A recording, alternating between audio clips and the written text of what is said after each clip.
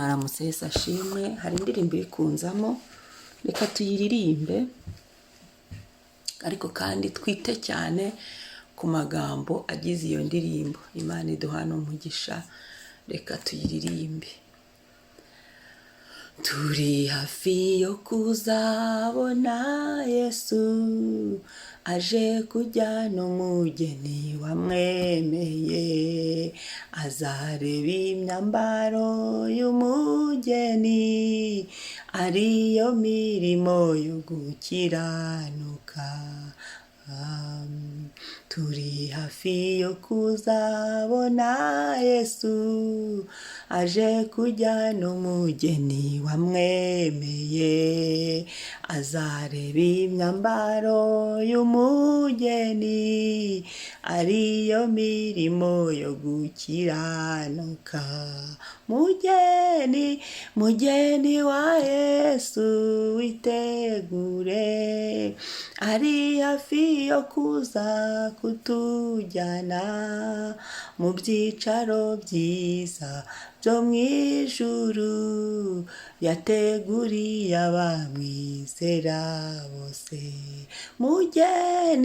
Mugeni wa Yesu witegure, ari hafi yo kuza kutujyana mu byicaro byiza byo mu ijuru, yateguriye abamwizera bose.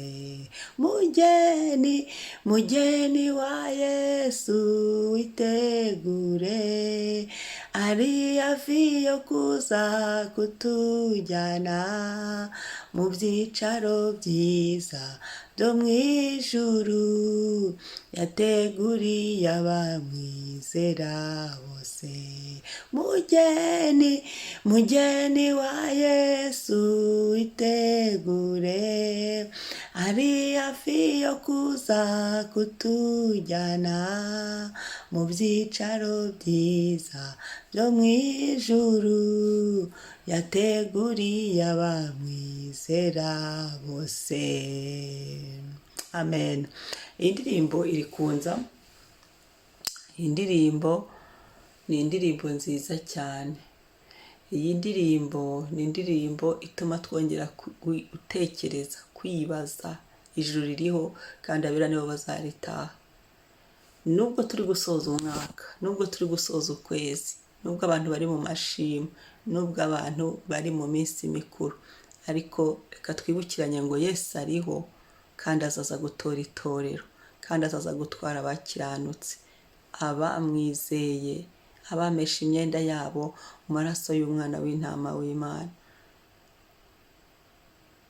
Ndagira ngo ubitekerezeho. Nubwo turi mu mpera z'umwaka, nubwo turi mu ntangiriro z'umwaka mushyashya, ariko ndakwibutsa ko umugeni wa Kristo wese ahari yakwitegura.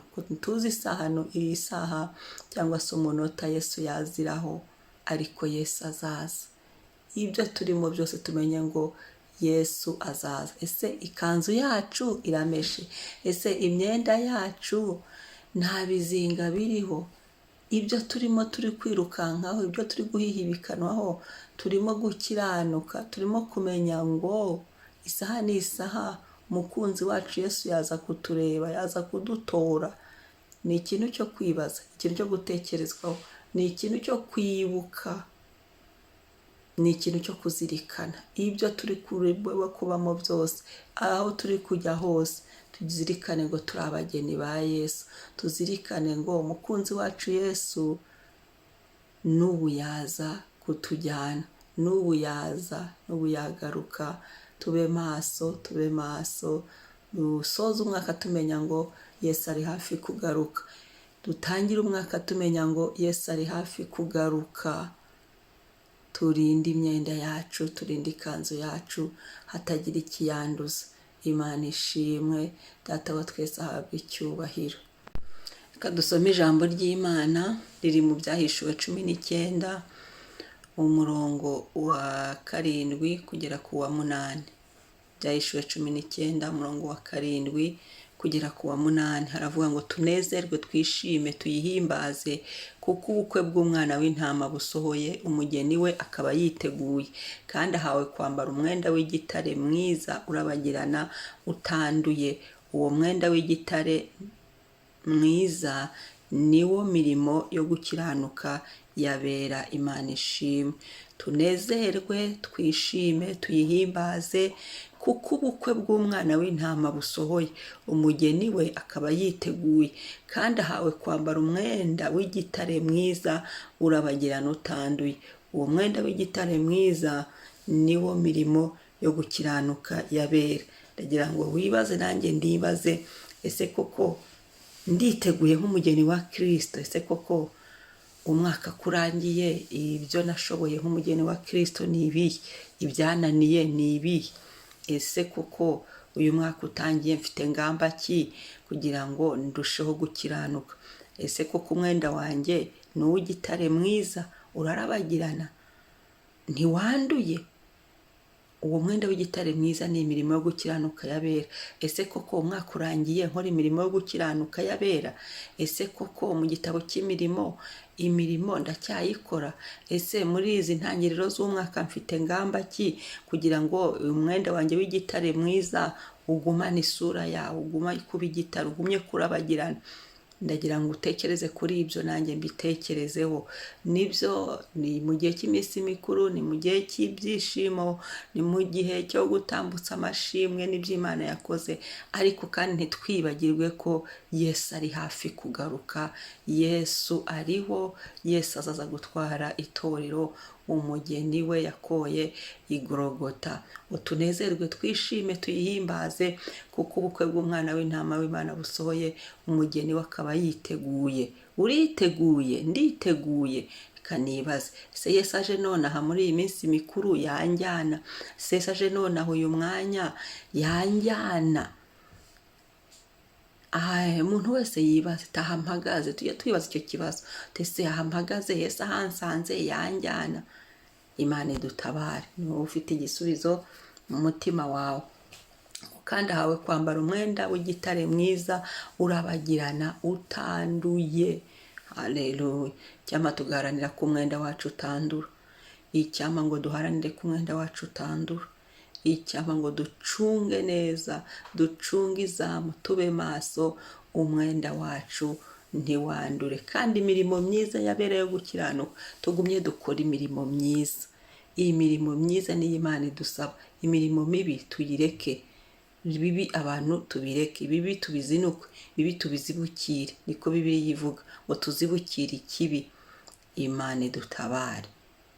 Igitabo cy'imirimo tugumye twandikishe dukora ibyiza. Muri izi mpera z'umwaka ugumye wandikishe ukora ibyiza, nanjye ngumye nandikishe nkora ibyiza. Muri izi ntangiriro z'umwaka mu buzima bwacu bwa gikristo tugumye tubeho dukiranuka. Reka dusenge. Mwami nyir'ibihe, ndagushimiye wongeye kutwibutsa kugaruka kwawe.